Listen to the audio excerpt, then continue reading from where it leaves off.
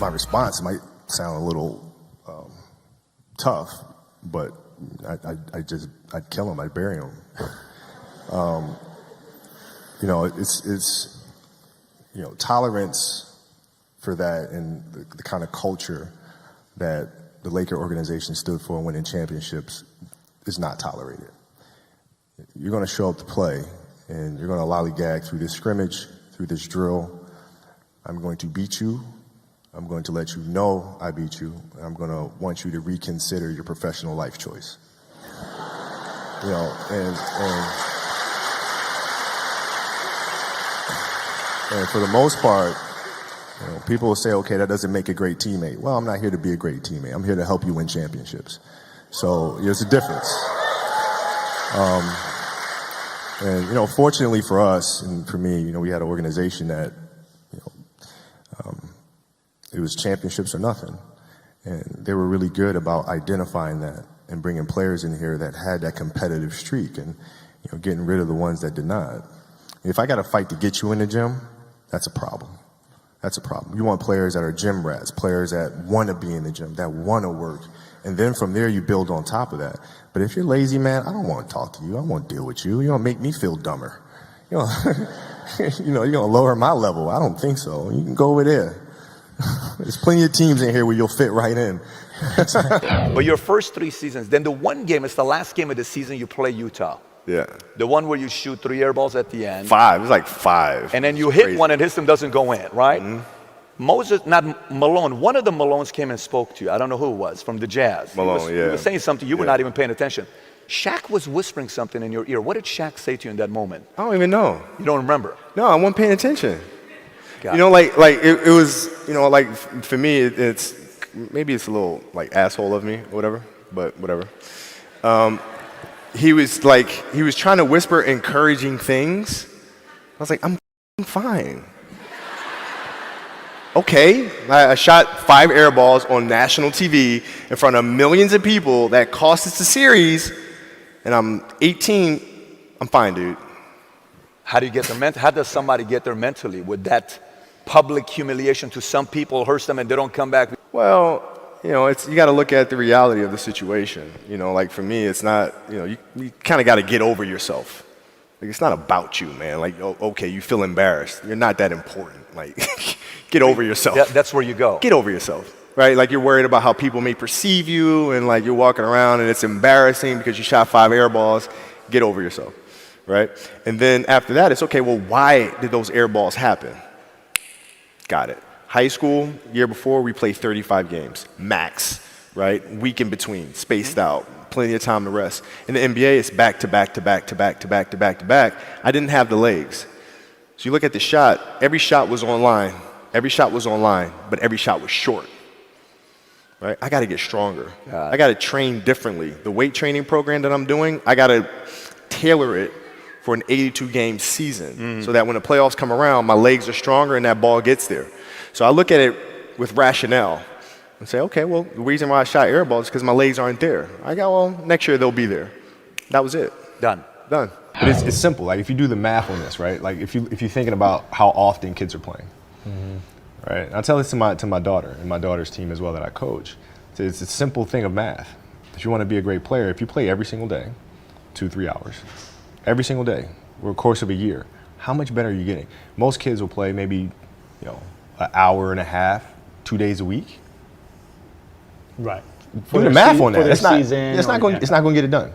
It's not going to get it done, right? So if you're obsessively training 2-3 hours every single day over a year, over 2 years.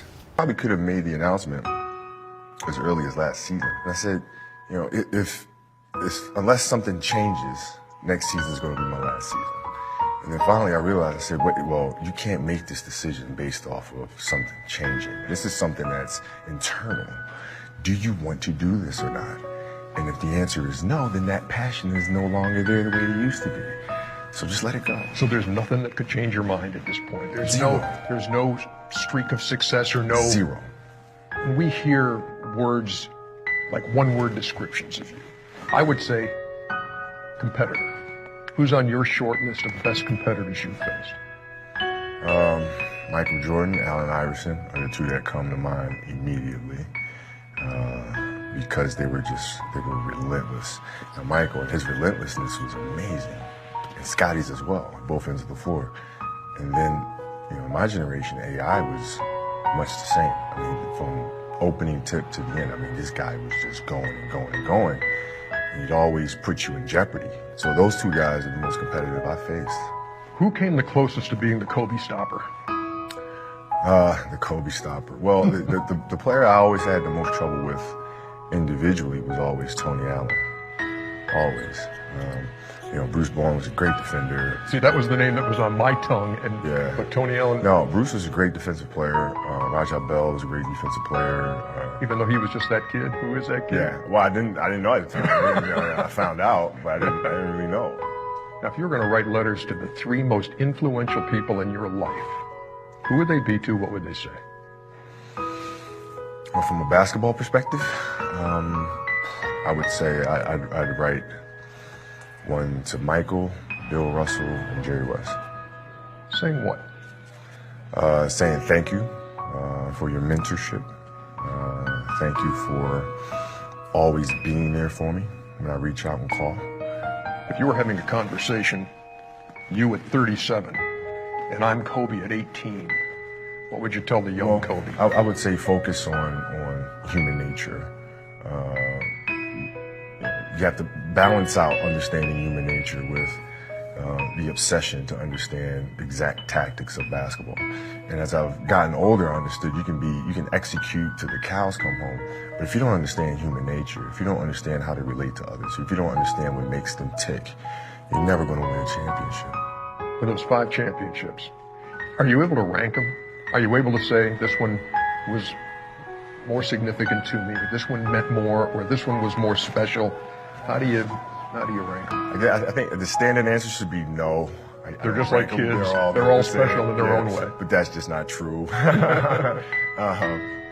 When we beat Boston in 2010, that for me that's number 1 with a bullet, because going up against 3 sure Hall of Famers, being down the series 3-2, having lost to them in 2008, and understanding the history and the rivalry and all that goes on there, and having a broken finger and playing with a cast on. All of those things make that championship more special than the rest. When you do hang it up here at the end of the year, and you're 1 shy of that number 6, is that going to eat at you? No, I did everything I possibly could, and it sounds crazy to say I won 5 championships and come up 1 short. But honestly, I'm okay with that. It just wasn't in the cards for me to get 6 or 7, but I did everything possible to try to make it happen. And I can live with that any day.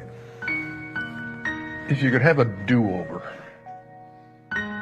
in your career, what would it be? If I had a do-over, I think I would take more of a leadership role in talking to Shaq earlier, before things went south. How did you mend fences with Shaquille, with Phil Jackson? Or is that still in process in ways? No, that process it's over with. The memories that we had were the memories that we had doing battle, of us against the world.